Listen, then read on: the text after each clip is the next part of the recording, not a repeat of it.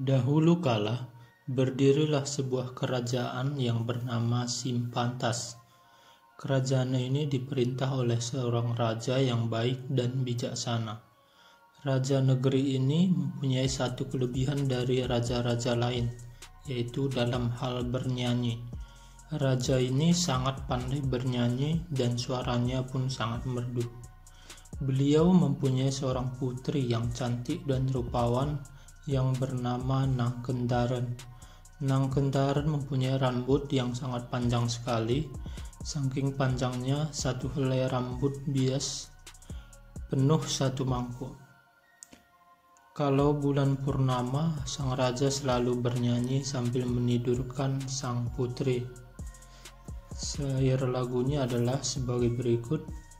Cido cido kaliki, akar buah labu, ngapain mereka di sana bertengkar dengan bapaknya?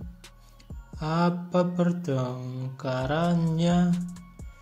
Pisau yang sudah berkarat, untuk apa pisau itu? Untuk menebang bambu. Untuk apa bambu itu? Untuk menjolok bulan. Untuk apa bulan itu? Untuk mainan sang putri. Begitulah sang raja selalu bernyanyi jika purnama datang menyinari bumi. Suatu malam di bulan purnama, waktu sang raja bernyanyi, sang putri tertidur di emperan istana mereka. Karena terlalu letih, sang raja pun ikut tertidur. Tanpa disadari, angin kencang datang menerbangkan sang putri menuju ke bulan. Beberapa saat kemudian, sang raja terbangun dari tidurnya, dan betapa terkejutnya dia melihat putri kesayangannya tidak ada di sisinya. Sang raja menangis dengan sedihnya. Apa yang dinyanyikan sang raja telah terjadi juga pada sang putri kesayangannya itu. Jadilah sang putri main-main di bulan. Setelah beberapa lama di bulan, hamillah sang putri. Kita tidak tahu bagaimana itu bisa terjadi. Apakah itu mukjizat Tuhan atau orang yang mengawininya di sana, sehingga ia dapat melahirkan seorang laki-laki.